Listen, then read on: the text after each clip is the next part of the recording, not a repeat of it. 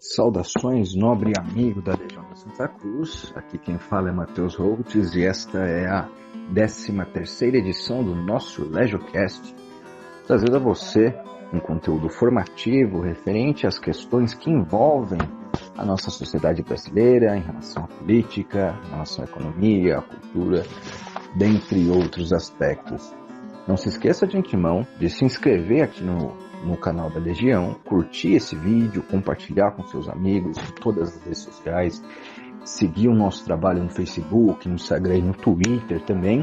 Não se esqueça de ativar o sininho para receber as notificações das nossas novas atividades aqui no YouTube e deixe também o seu comentário com opinião, com sugestões, enfim, vamos conversar aí pelos comentários. Nós recebemos hoje o grande e já conhecido amigo Arthur Rizzi, parceiro da Reação Nacional, para tratar sobre alternativas teóricas e possivelmente de suas aplicações dentro das ciências econômicas em função da doutrina social da Igreja. Nós já temos o LegioCast número 5, tratando sobre alguns princípios basilares da doutrina social da Igreja, e o LegioCast número 11 também, onde o próprio Arthur trata de algumas alternativas referentes à política econômica em face da doutrina social da Igreja. Então, recomendo que depois desse vídeo ou antes dele, vocês que não assistiram ainda esses programas, voltem lá, deem uma conferida, que é um conteúdo que se encaixa perfeitamente, faz muito mais sentido quando visto de uma forma íntegra, analisado de uma forma íntegra. Então esse conteúdo aqui, esse programa de hoje, claro, vai ser extremamente útil para todos os católicos, para todos os nossos seguidores da Legião que conhecem já os nossos valores, o nosso trabalho, mas especificamente para aqueles que têm buscado se aprofundar nos estudos da economia, nos estudos possivelmente também das ciências econômicas. Então, primeiramente agradeço, Arthur, a sua presença, a aceitar o nosso convite, estar novamente aqui conosco, e sinta-se à vontade, livre, para discorrer sobre esse tema tão caro, tão importante para nós. Bom dia, Matheus Holtz, bom dia a todos os ouvintes da Legião da Santa Cruz. Aqui é o Arthur Rizzi, como vocês já conhecem, sou convidado frequentemente pela Legião para poder participar desse quadro que é muito importante, que é o LegioCast, ajuda a difundir informações muito importantes para os católicos, sobretudo no que concerne a doutrina social da Igreja e a conseguir se libertar dessa falsa dicotomia entre liberalismo e comunismo. E eu fico muito honrado mais uma vez por ter sido convidado justamente para falar de um tema que eu gosto muito, que é um pouco de história econômica e um pouco também sobre as alternativas que o nosso país tem.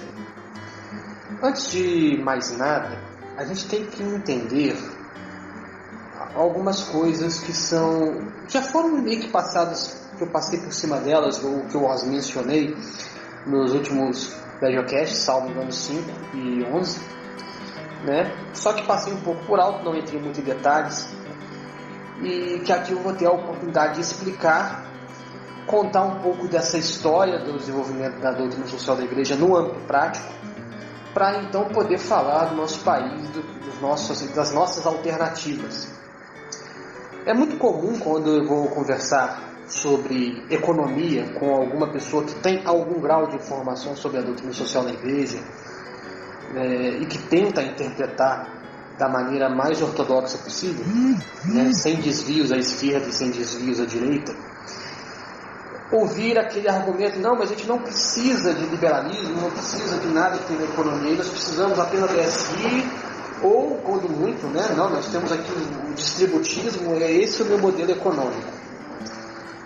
Isso é legítimo. Só que é necessário entender alguns problemas que tem com essa colocação. Porque ela, embora esteja orientada de um ponto de vista ortodoxo, correto, portanto ortodoxo, ela tem algumas limitações, ou seja, ela é uma observação superficial, que não vai mais fundo no problema econômico contemporâneo. Que problemas seriam esses? Eu abordei isso num dos meus artigos recentes, publicados junto com Pedro Ribeiro, na revista Federal do Rio Grande do Norte, a revista de Geopolítica, respondendo a uma crítica do Albuquerque, que também se diz distributista, e é uma pessoa mais próxima dessa neo-direita, desse liberalismo, né? E eu demonstro os problemas do distributismo enquanto teoria econômica, que são necessários serem superados para que ele se efetive enquanto uma proposta econômica factível, e alguns caminhos que foram traçados por pessoas que tinham o distributismo em alta conta, embora reconhecessem esses problemas que mencionarei a seguir, e acabaram utilizando outros meios para atingir fins práticos que o distributismo apregoa. Nesse texto, né, em questão, nesse artigo, vocês podem procurar na revista Geopolítica, vocês acham também no Google Acadêmico e no próprio Google, se vocês digitarem, né? É simples. O grande cerne do problema do distributismo, e também de outras variantes, como, por exemplo, o solidarismo, é que elas são teorias, sobretudo éticas, são filosofias econômicas, e não propriamente teorias econômicas. Isso é, o distributismo, ele até fala alguma coisa ou outra sobre problemas econômicos, mas sua abordagem é muito específica e muito limitada a um campo específico, sem entrar muito profundamente em outras questões. De forma mais sucinta, o distributismo é um ensaio de economia política mais do que uma dissertação econômica, no sentido moderno da palavra. No LegioCast 11, eu falei um pouco das diferenças entre economia política e ciência econômica, como uma se torna a outra, e como as ciências econômicas perdem muito em considerar a economia política como algo do passado, ou como um aspecto periférico da economia, e que é necessário trazer isso de volta. Por quê? Porque o distributismo e também o solidarismo são teorias éticas que vão explicar os problemas sociais em termos morais. Eles também falam, certamente, em alguns termos econômicos, porque afinal de contas é uma filosofia econômica, mas se limita a ficar preso mais ao âmbito moral. E ele, como consequência, ela também não explica outros problemas que advêm da economia e não dá muitas respostas para problemas concretos do cotidiano. Então, por exemplo, se você for estar sentado numa mesa com um distributista, um solidarista, enfim, qualquer um desses dois, né, um keynesiano, um liberal mainstream, um liberal austríaco e um marxista, é muito provável que o distributista não consiga entrar muito a fundo nas discussões econômicas. Porque, por exemplo, o marxista vai tentar explicar o que é a mais-valia e como ela opera nas relações de produção, e ela vai problematizar questões como salário, ele vai problematizar questões como a taxa de juros, a moeda tem que ser ouro, a moeda tem que ter lastro. O liberal austríaco, paradoxalmente, vai concordar em muitos aspectos com o marxista. Não, a moeda tem que ter lastro, vai falar de teoria da moeda, vai falar de teoria do ciclo econômico, né? O keynesiano, a mesma coisa, vai discordar do liberal austríaco, vai discordar do marxista, vai falar do ciclo econômico, vai falar da preferência pela liquidez como um fator relacionado à lei de Serre, por exemplo, que faz com que o círculo, né, contínuo do fluxo de dinheiro na economia continue, entre aspas, né? E assim, o nosso querido distributista ou solidarista vai ficar muito restrito a questões como a concentração da propriedade privada e como certas posturas ou condutas no mercado são antiéticas. Ele não vai conseguir falar sobre teoria da moeda. Afinal de contas, qual é a teoria da moeda que o distributivo propõe? Tem que ter moeda? Se tem que ter moeda, tem que ser gerenciada por Banco Central? Não tem. Ou se tem que mudar a forma de pensar o Banco Central. Ele tem que ser mais descentralizado. Tem talvez que haver, né, um Banco Central regional, ou bancos centrais estaduais, ou bancos centrais municipais, enfim. O distributivismo não tem, ou pelo menos até agora, não conseguiu elaborar teorias muito sofisticadas sobre moeda, sobre juros, sobre câmbio, sobre os principais fatores e eventos macroeconômicos relevantes, como inflação, desemprego. Então, há uma limitação teórica dentro do distributivismo. Por isso que muitas abordagens distributistas, como por exemplo, de um autor que inclusive eu gosto, que é o Christopher Ferrari, um tradicionalista católico distributista, que ele fala o seguinte: olha, o distributivismo tem que nascer das pessoas, não pense em termos de governo. O problema é que isso não ajuda muito. né? Isso precisaria de uma intervenção divina na Terra que mostrasse a todos a presença de Deus. E hoje nós estamos num mundo cada vez mais ateu e também, paradoxalmente, neopagão, né? Que convencesse as pessoas a abrir mão dos seus interesses individuais, muitas vezes egoístas e usurários, para viver uma vida simples e baseada na justiça distributiva. Como eu não consigo perceber um tipo de intervenção divina dessa acontecendo na nossa história, é bem provável que qualquer esforço tão descentralizado assim que parte do indivíduo acabe por se tornar pequenas ecovilas e fazendinhas pequenas, onde 3 ou 4 pessoas ou 3 ou 4 famílias vivem ali tentando, dentro da ortodoxia, manter uma economia justa e solidária. O que não é reprovável, diga-se de passagem, mas essa abordagem essencialmente individualista nunca foi, nem foi e não é a preferência da Igreja. A Igreja sempre falou para os povos e sempre falou para os governos, para os príncipes, para os reis e para os imperadores o que devia ser feito. Haja visto, por exemplo, no The Reino, né, os conselhos de São Tomás de Aquino, a realeza do seu tempo, ou os conselhos também sobre os judeus e outros grupos étnicos, como deveriam se portar. A Igreja sempre tutelou os estados e os governos sobre como organizar a ordem social. Ela pode até se contentar, em dado momento histórico, em orientar indivíduos e pequenas comunidades, mas esse nunca foi o alvo nem o desejo da Igreja, e focar-se exclusivamente nisso é inclusive negar o reinado social do nosso Senhor Jesus Cristo. Então é necessário sim que os grupos católicos e os grupos que estejam preocupados com a justa economia, com a economia organizada segundo as verdades divinas, tenham um alcance político globalizante. E quando eu falo globalizante, não falo de globalismo, nem de globalização, mas no sentido de totalidade.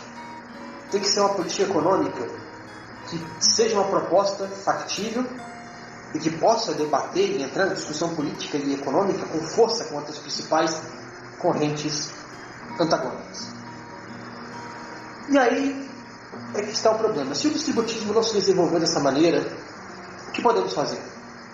Bem, primeiramente é importante salientar que existem autores distributistas como John Mayer, E.F. Schumacher e outros que tentaram desenvolver e tentaram levar adiante o distributismo como uma proposta mais sofisticada e que possa falar um pouco mais ao homem de hoje sobre as questões que o afligem e que governam a nossa sociedade.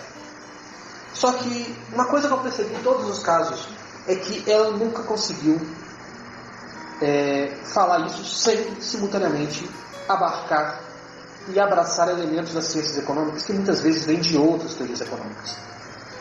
O caso de John Mayer, no seu livro talvez mais importante sobre esse assunto, chama em inglês Toward a Truly Free Market, né, diante de um verdadeiro livre mercado, em tradução livre, tenta pegar aspectos e pedaços de várias teorias econômicas para constituir como resultado final aquilo que seria mais próximo possível do distributismo, idealizado e imaginado por Chester.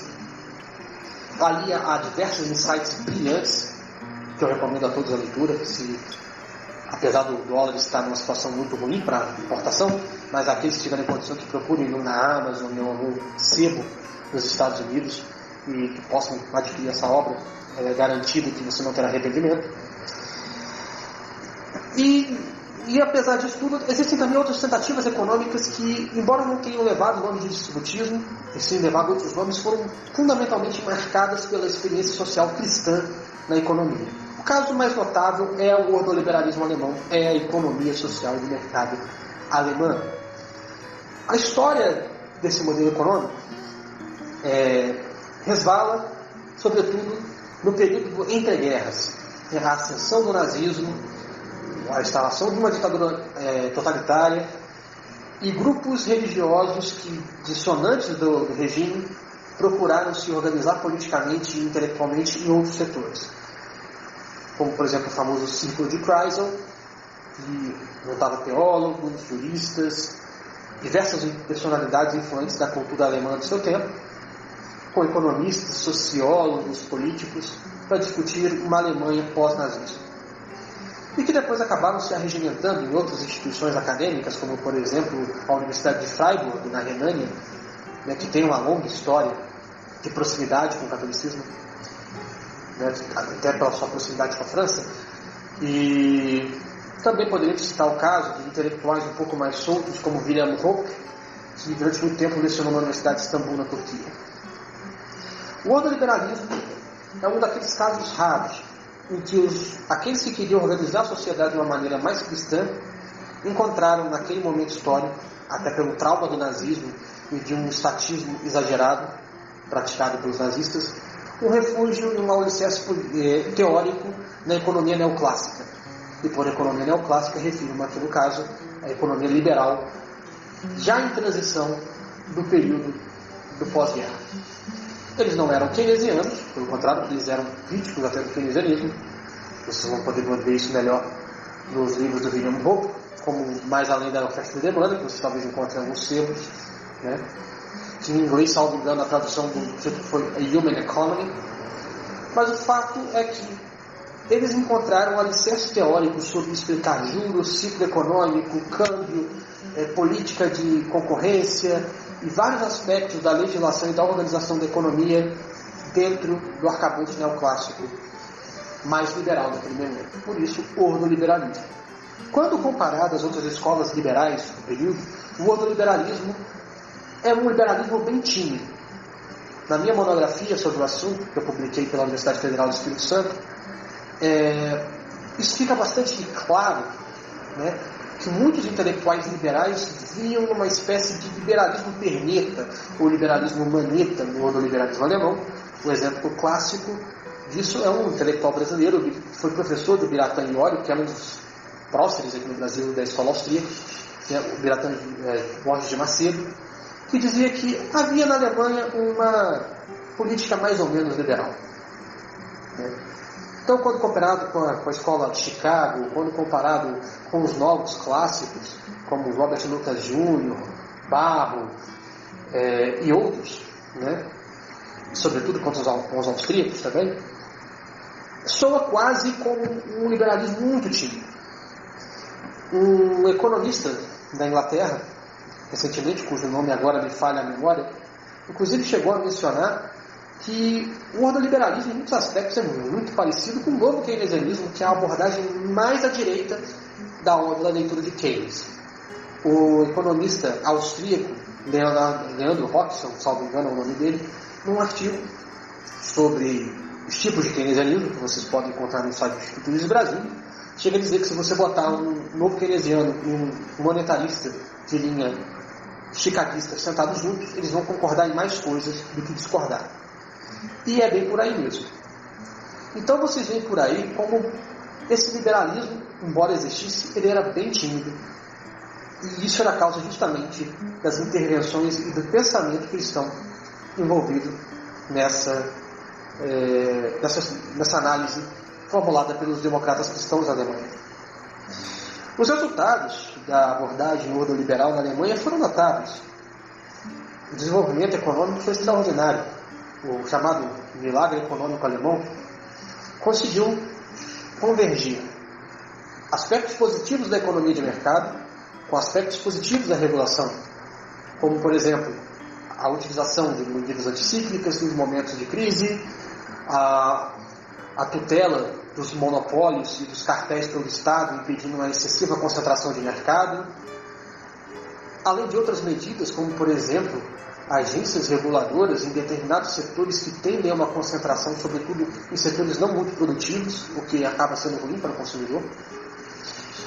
Além de outras questões que eu valeria mencionar, como, por exemplo, o desenvolvimento do Estado de Bem-Estar Social alemão, que foi feito, ao contrário da Escandinávia, de maneira o mais subsidiária possível, colocando no comando e na administração dos recursos públicos voltados para o bem-estar social, ao invés do governo federal, as Länder, que seria o equivalente aos estados, né, brasileiros, e também as cidades e municípios. E é também importante frisar que, em muitos aspectos, a finalidade daquele período do Estado de Bem-Estar Social foi de caráter conservador. Um exemplo que eu posso dar é que, enquanto na Dinamarca e na Suécia o Estado incentivava a que as mulheres abandonassem o lar para buscar postos no mercado de trabalho, na Alemanha, do período de Konrad Adenauer e também de Ludwig Erhard, o que aconteceu foi exatamente o contrário. O Estado pagava as mães para ficarem em casa cuidando de seus filhos, enquanto os maridos iam trabalhar e buscar o sustento do seu lar. Algumas outras medidas muito interessantes também foram aplicadas na Alemanha, como, por exemplo, o governo estimulava não apenas o cooperativismo, mas também estimulava que as empresas, sobretudo as maiores empresas do país, como Volkswagen, BMW e outras grandes montadoras de veículos e de tecnologia, remunerassem não apenas com o salário do seu trabalhador, mas também concedessem a eles participação acionária nas empresas e também participação nas decisões de investimento e de organização das mesmas. O que fazia com que a remuneração do fator trabalho não fosse a única fonte de subsistência das famílias, mas também a remuneração do fator capital. Continuando nossa exploração, podemos pensar então, se logrou tanto êxito, se foi a base de um milagre econômico, deveria ser esse o modelo a ser implantado no Brasil? Eu concordo em 90% com essa afirmativa, mas há 10% que nos deixa com o pé atrás, com soluções simplistas como exportação de modelos prontos e implantação de ideias vindas de outros países, sem observar o contexto local e a cultura brasileira. Há algumas diferenças fundamentais, além de diferenças históricas, é claro, entre a Alemanha e o Brasil, o que é bem óbvio para todos. Além das questões envolvendo, por exemplo, língua e cultura, enquanto a Alemanha vem de uma cultura germânica e o Brasil de uma cultura lusitana, há outras diferenças que são necessárias mencionar. Primeiramente, a extensão territorial dos dois países. A Alemanha, quando muito, deve ter o tamanho de um estado médio do Brasil, talvez o tamanho do Paraná ou do Rio Grande do Sul. Enquanto o Brasil é um país continental, em que a extremidade mais ao norte do Brasil está mais perto do Canadá do que do sul do Brasil. Ou seja, o Oiapoque está mais perto da Flórida do que do Chuí. Isso não significa, não estou querendo fazer aqui nenhuma inferência cultural, mas é só para dar a exata dimensão do gigantismo do nosso território. Outro aspecto muito importante, além das questões culturais que eu já falei, é o caráter intrinsecamente desindustrializado do Brasil. O Brasil passou por um período de industrialização entre a década de 40 e a década de 80, manteve-se estagnado até meados da década de 90, e do final da década de 90 até o presente momento o Brasil sofre um período de desindustrialização precoce, ao passo em que a Alemanha se tornou a maior potência industrial do século XX, em determinado momento, com cerca de 70% de sua mão de obra empregada no setor terciário. E só posteriormente, na década de 90, começou a haver uma lenta desindustrialização da economia alemã, só que ao invés de transferir mão de obra para o setor de serviços primários básicos, como caixa de supermercado, gari, merendeira de escola, cabeleireiro e salão de beleza, barista e etc., começou a transferir mão de obra para serviços sofisticados, como tecnologia da informação, serviços bancários sofisticados, além de outras questões relacionadas a investimento, engenharia e outros serviços que demandam grande acúmulo de capital humano. E, por falar em capital humano, esse talvez seja o mais significativo a mais significativa de todas as diferenças. O Brasil é um país com uma taxa de alfabetização relativamente alta, mas com a escolaridade muito ruim.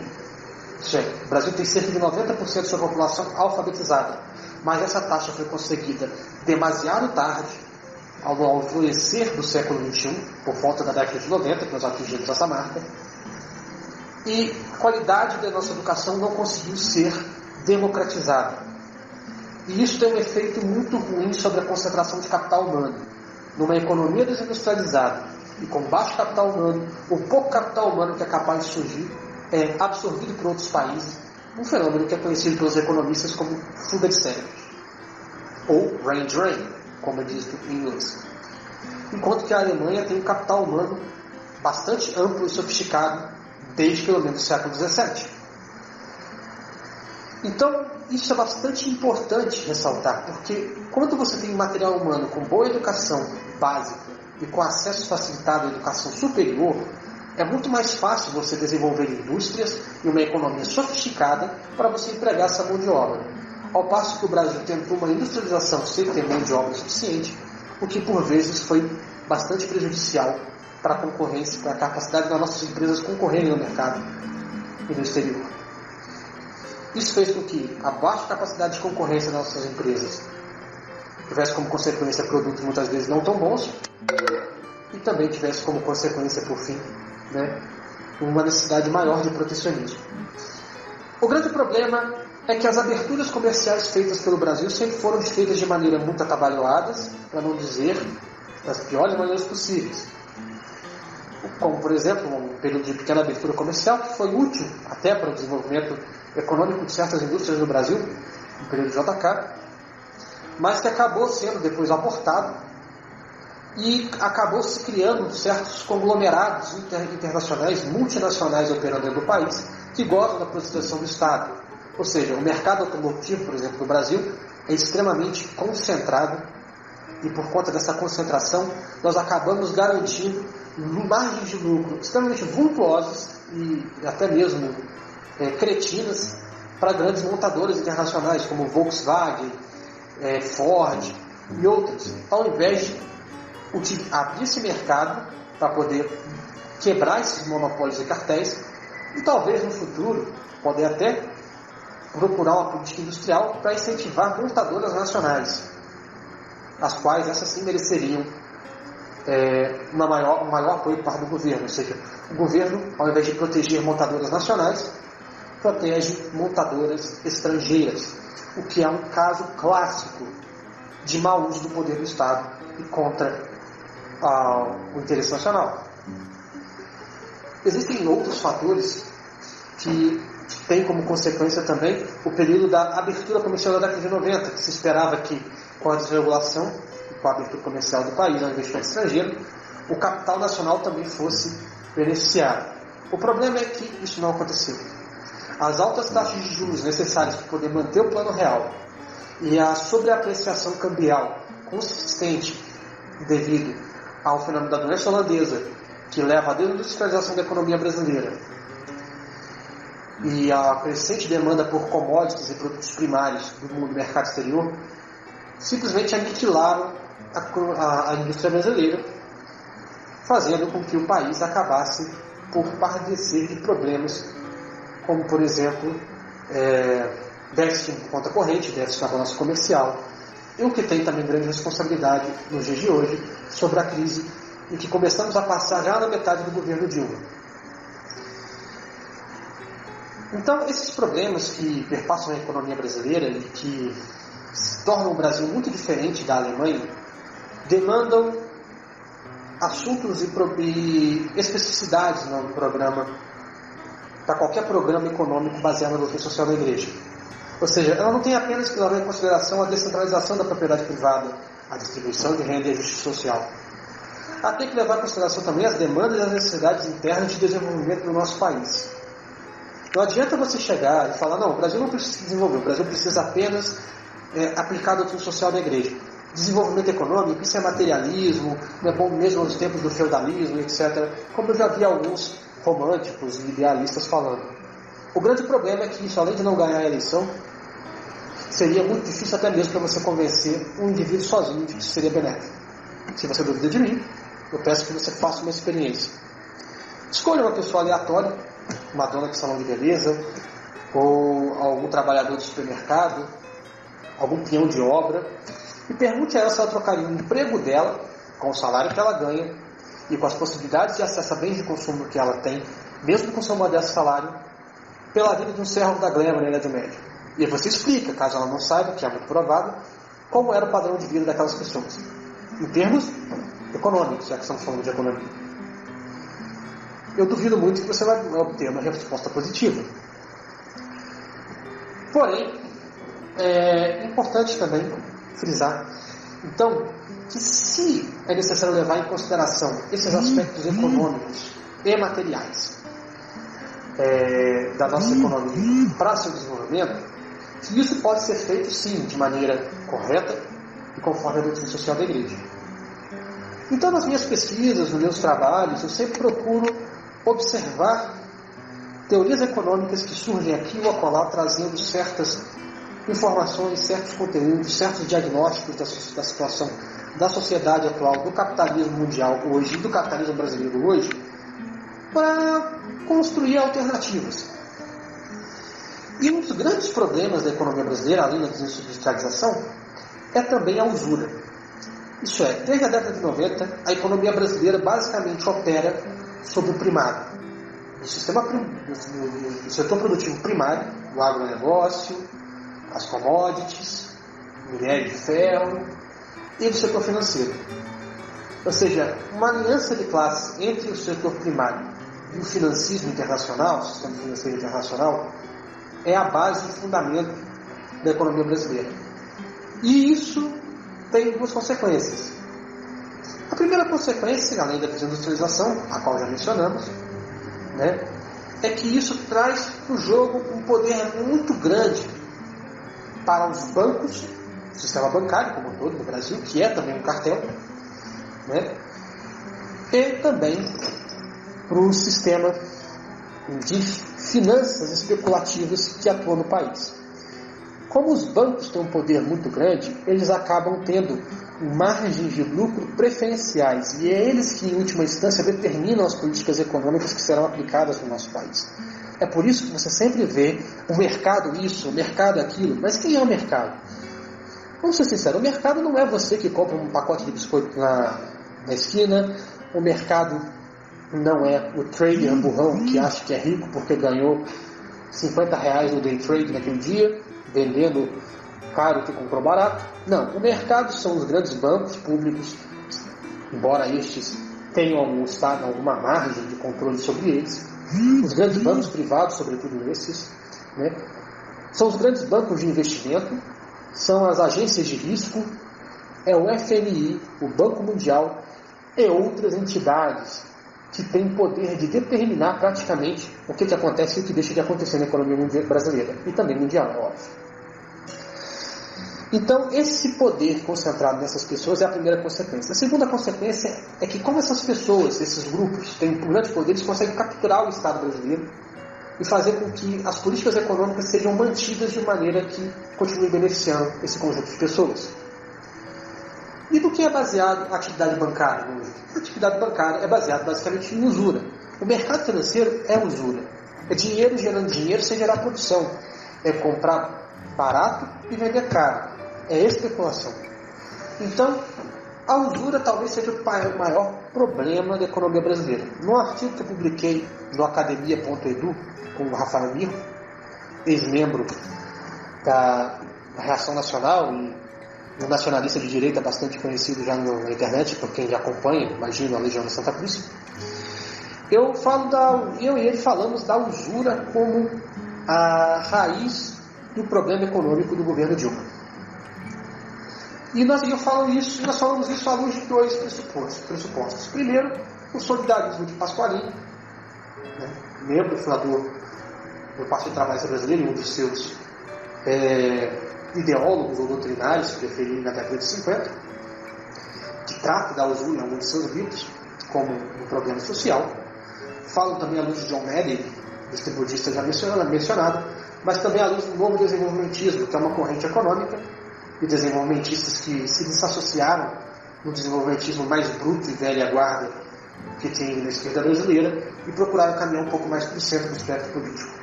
A junção desses três grupos, dessas três correntes ideológicas, nos permitiu traçar um panorama importante, que basicamente a usura foi a causa da crise. Então, a nossa proposta econômica do Brasil tem como primeiro ponto combater a usura.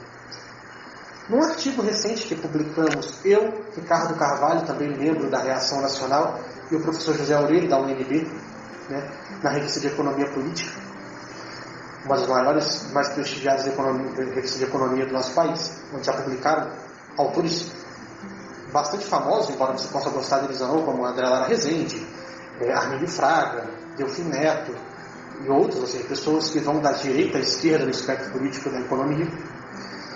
Nós falamos das convergências entre a doutrina social da Igreja, a economia social de mercado, que é o fruto do ordoliberalismo que mencionei no início deste áudio, e a doutrina social da Igreja e o novo desenvolvimentismo.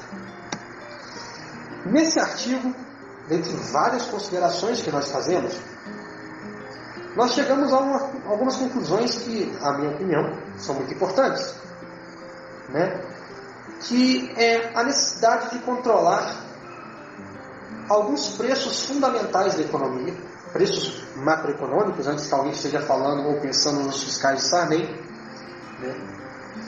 Para que o país possa, então, ter algum progresso e prosperidade material.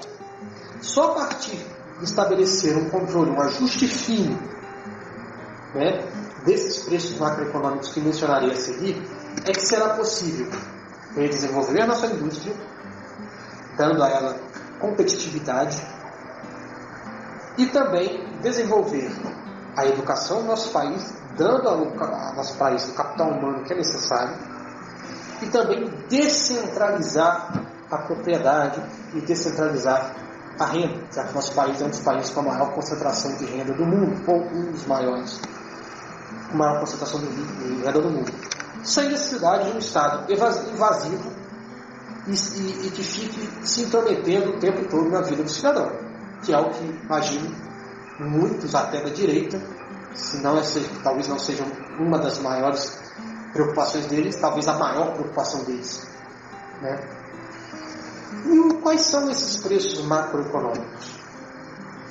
Bem, primeiro, macroeconomia é um ramo da economia, como nós sabemos, e ela tem uma história que data de John Maynard Keynes, e ela se refere basicamente a certas variáveis em que o governo pode influir dentro da economia. Alguns desses preços, por exemplo, é a taxa de lucros, a taxa de salários, a taxa de juros, a taxa de câmbio, entre outros preços. Então, qual é o alicerce teórico de controlar esses preços macroeconômicos? É a teoria do preço justo. A teoria do preço justo, a doutrina medieval que todos nós conhecemos, trata da ideia de que um preço não pode ser justo se simplesmente determinado por fatores impessoais, pois fatores impessoais não têm uma objetividade racional própria e, portanto, não podem chegar a um preço conforme a reta razão, já que ele é fruto de várias razões individuais operando de maneira anárquica.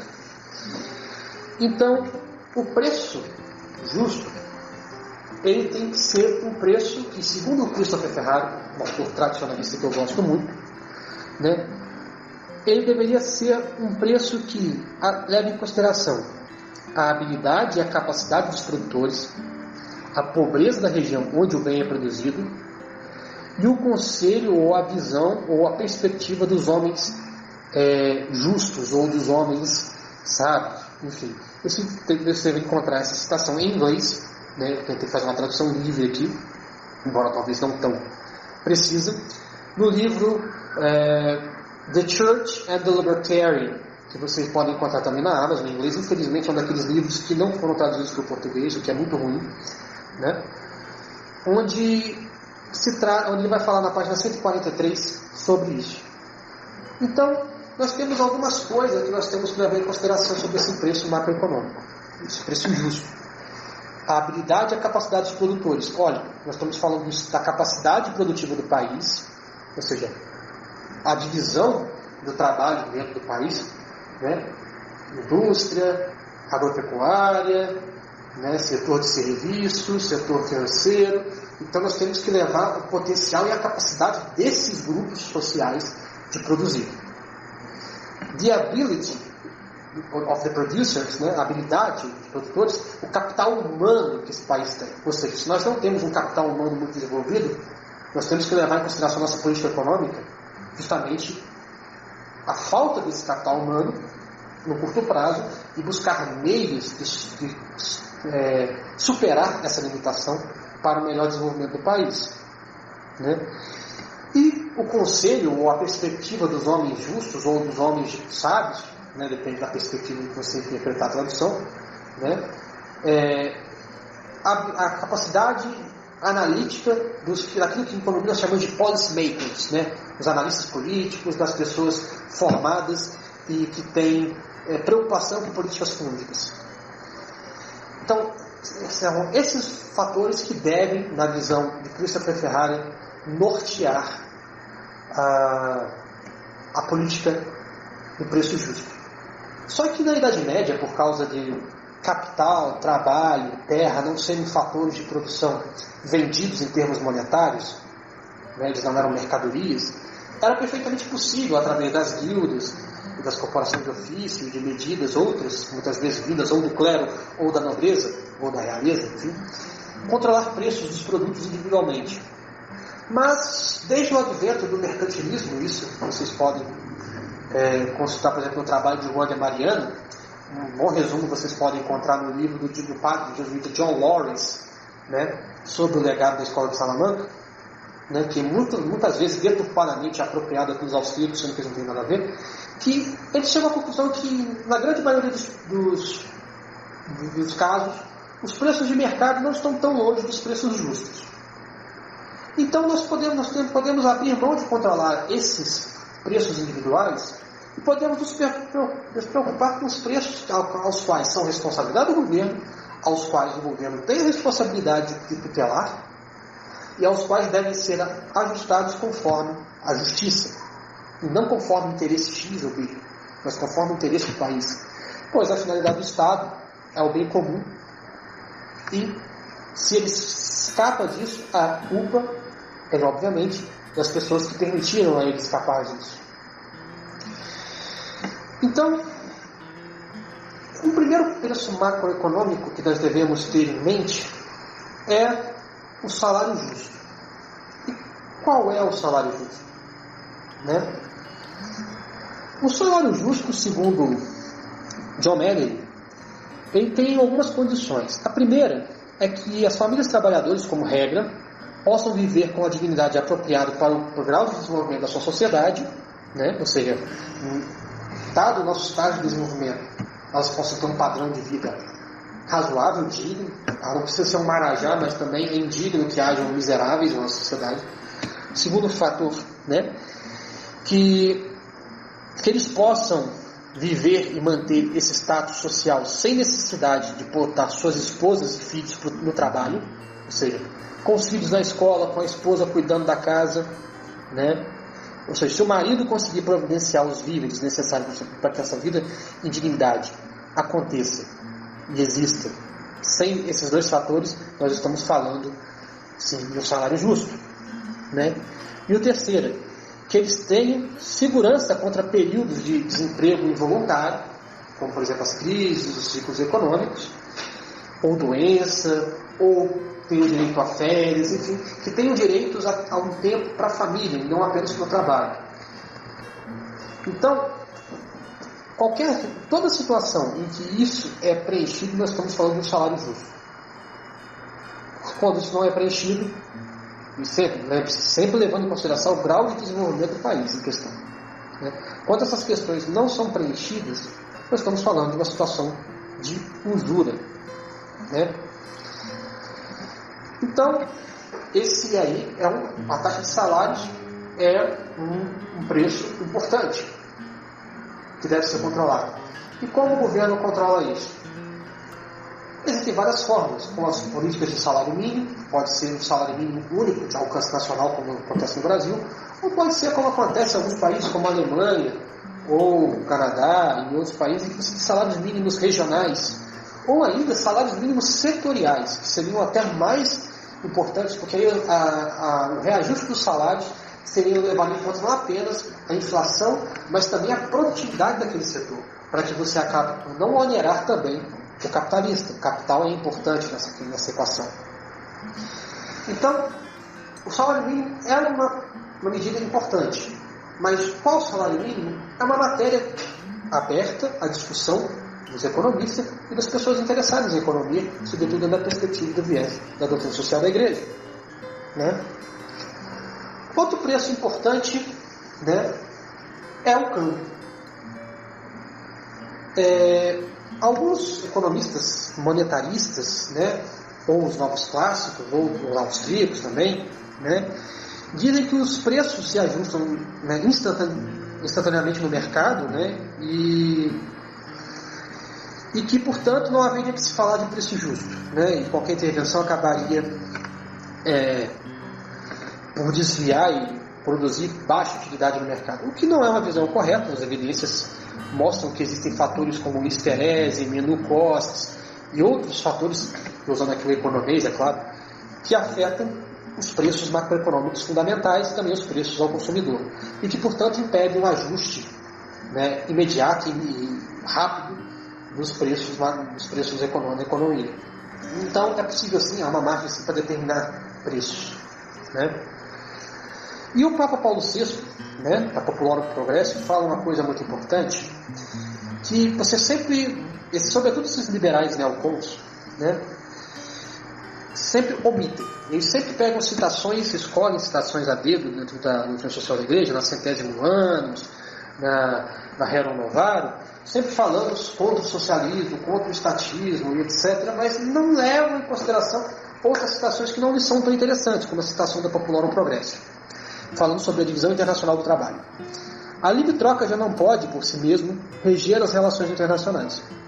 As suas vantagens são evidentes quando os países se encontram mais ou menos nas mesmas condições de poder econômico. Já o mesmo não acontece quando as condições são demasiado diferentes de país para país. Os preços livremente estabelecidos no mercado podem levar a situações iníquas.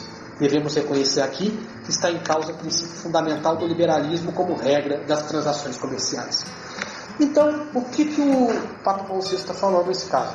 Que é perfeitamente possível você administrar a economia do país e protegê-la contra os influxos estrangeiros, de maneira a buscar um preço que não seja iníquo, uma situação que não seja iníqua, ou seja, um preço justo.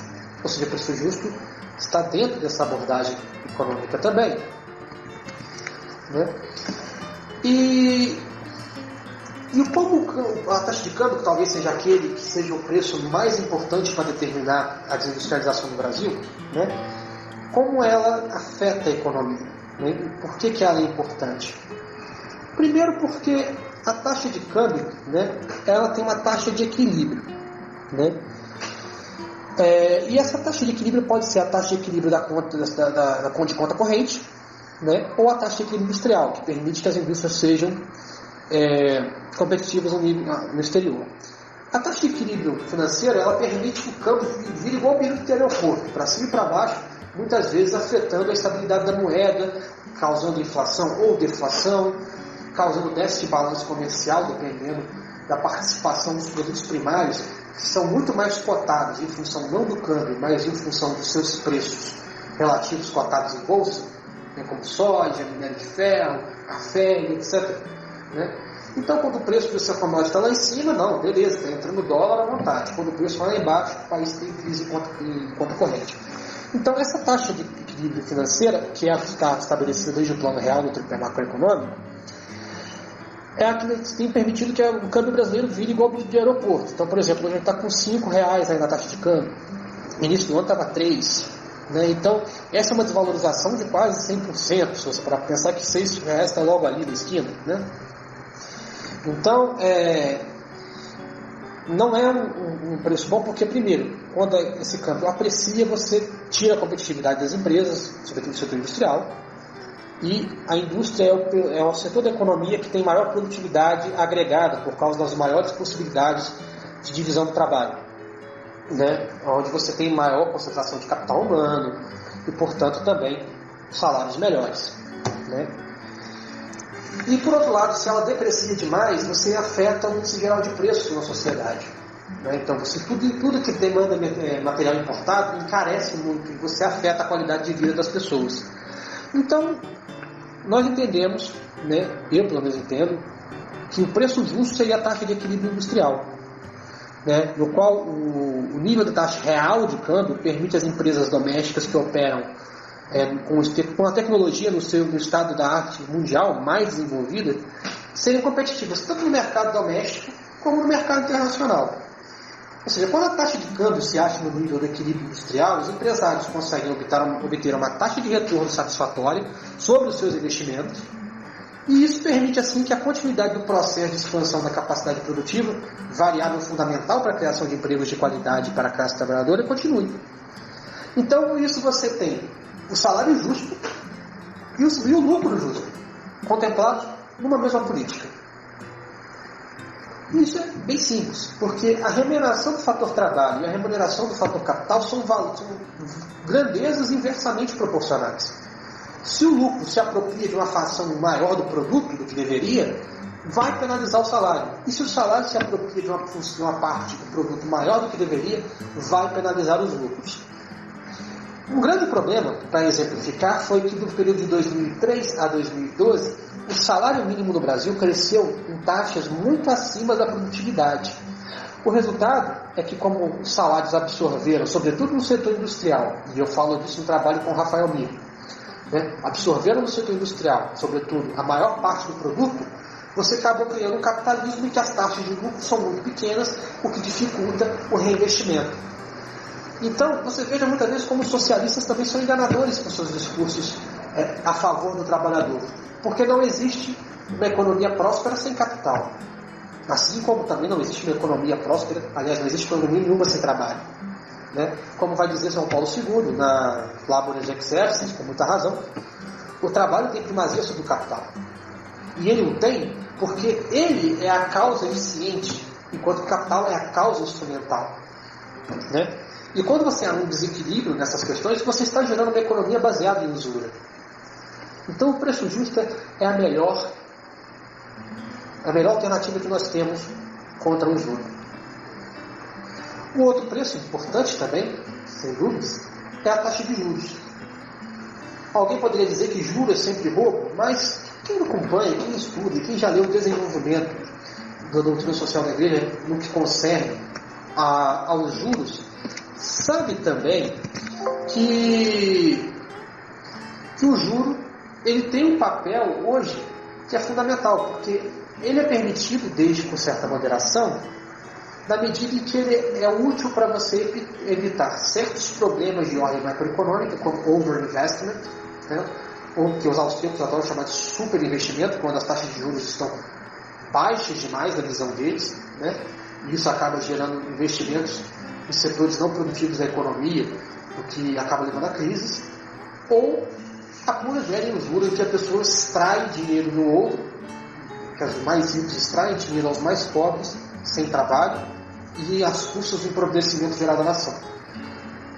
E que empobrecimento é empobrecimento do setor produtivo, já que com juros muito altos você não consegue tomar crédito numa proporção boa bastante para que você consiga saldar suas dívidas. Isso torna difícil a competitividade do país com outros países do mercado internacional, e isso leva o país à bancarrota. Aliás, na história do capitalismo, nós sempre tivemos muito mais problemas com juros altos do que com juros baixos demais.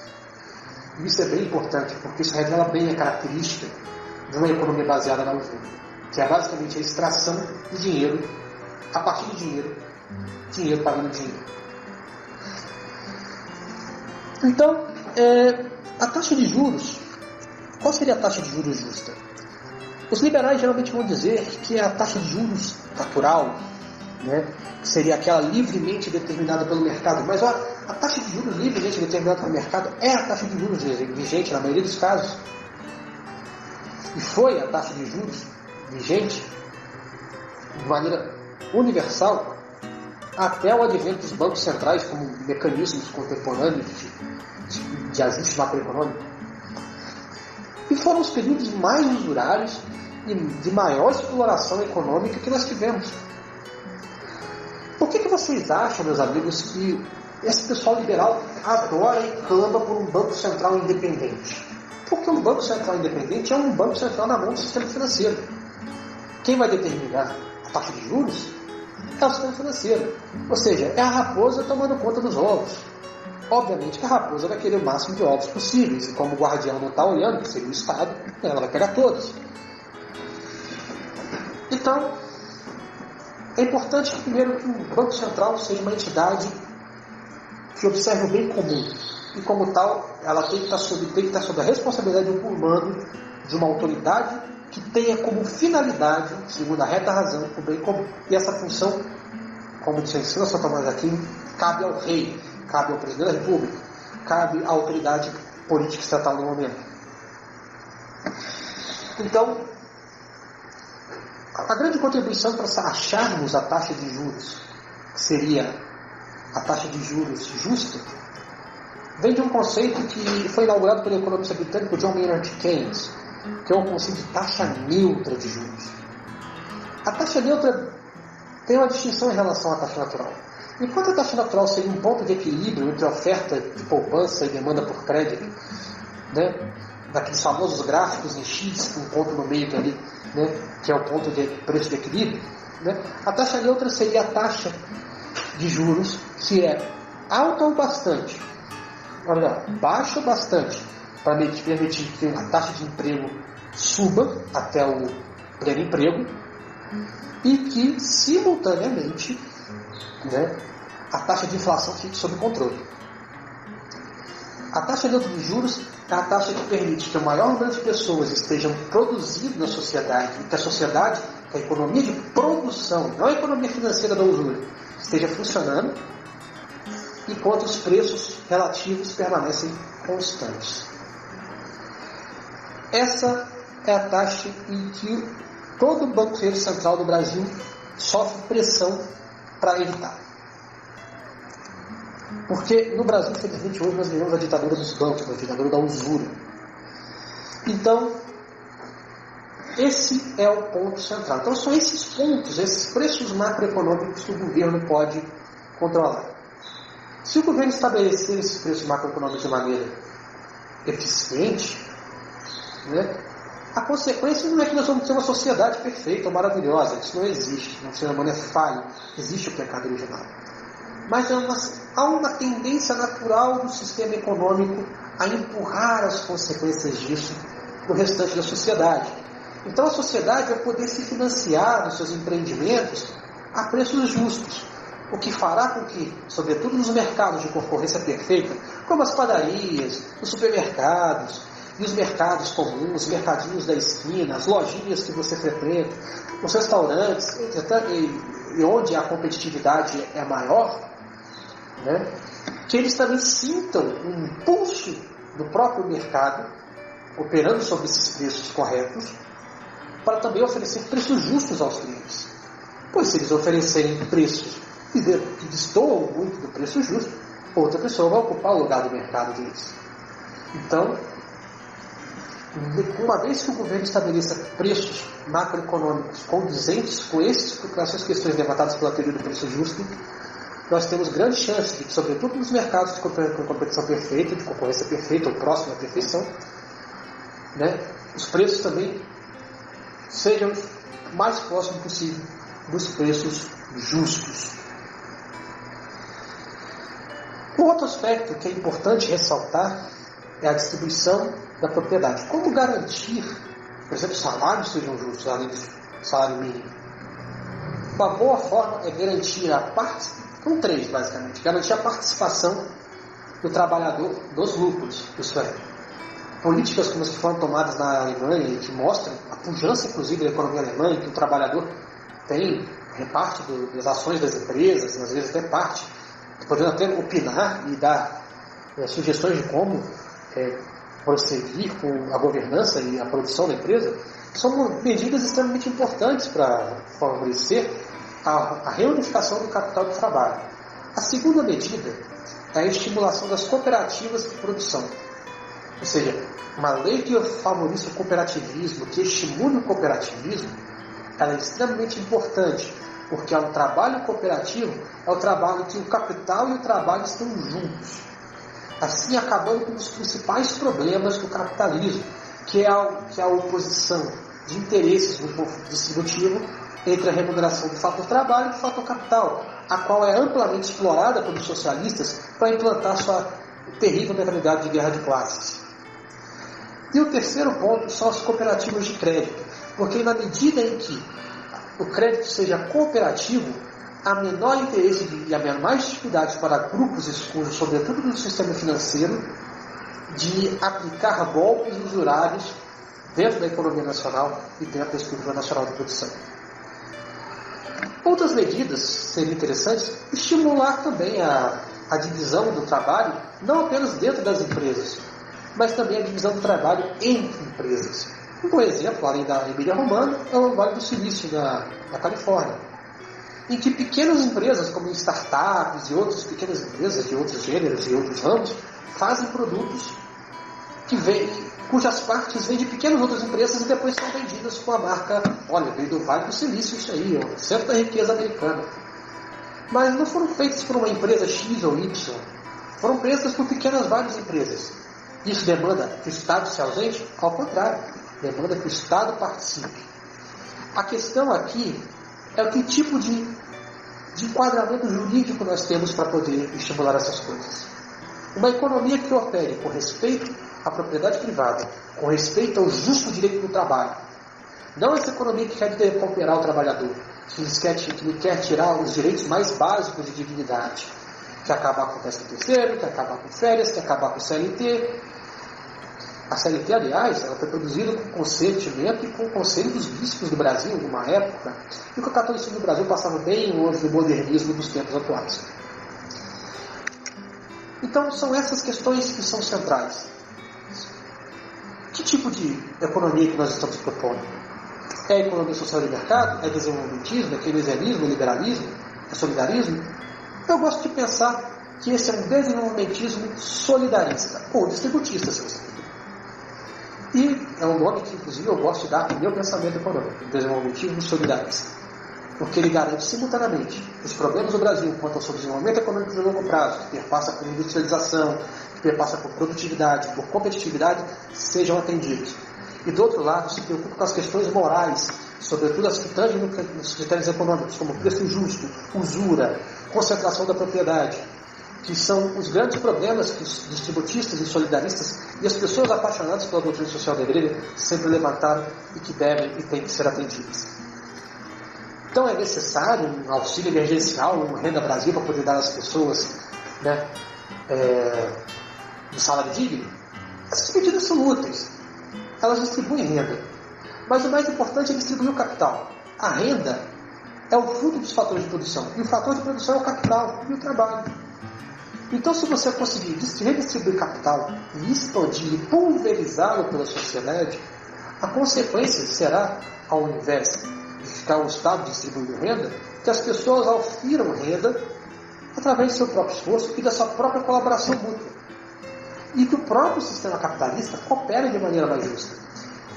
Como os salários do setor industrial, por exemplo, são os salários geralmente melhores, uma economia que tem uma maior participação da indústria também terá uma maior participação dos salários da indústria, porque são salários, como já dissemos, maiores, já que a produtividade marginal do capital ela é crescente em escala, enquanto a do trabalho ela é relativamente constante. Isso é, o capital muda, o capital se aperfeiçoa, novos maquinários são construídos, mas o trabalhador, o ser humano, ainda é o mesmo ser humano desde que surgiu na Terra. Então, o que o ser humano de 33 depois de Cristo, que é uma idade, o ano que nosso Senhor foi crucificado, podia fazer com 2 braços e 2 pernas, o trabalhador de hoje em dia ainda pode fazer com 2 braços e 2 pernas, mas os meios de produção disponíveis daquela época para hoje são bem diferentes. Então, é isso, meus amigos. Essa é a minha contribuição para o LegioCast. Fico muito satisfeito por ter podido novamente fazer essa participação. Peço a todos que, se puderem, leiam os artigos da Reação Nacional, onde eu trato de assuntos econômicos. O meu amigo Pedro Ribeiro também faz alguns comentários, sobretudo no campo da doutrina social da igreja, da doutrina moral, E agradeço a todos pela me dar essa atenção e por essa oportunidade. Bem, essas foram as palavras do nosso caro Arthur Rizzi. Ficamos, Arthur, muito contentes com a sua contribuição, com o mesmo nível de excelência que para nós já é habitual. Reforçamos aí então que você, nosso seguidor, amigo da Legião Santa Cruz, siga a página da Reação Nacional no Facebook, siga também o trabalho da Legião Santa Cruz em todas as redes sociais aí que nós estamos trabalhando, toda semana trazendo conteúdos novos para vocês, atualizados, em relação à política, em relação à religião, enfim, tudo que remete ao catolicismo. Esse foi, então, o 13º LegioCast. A gente espera vocês na próxima semana com um outro tema, um novo assunto. Comentem aí embaixo o que vocês acharam desse programa, deixem aí os seus comentários, tá certo? Salve Maria, viva Cristo Rei, até uma próxima.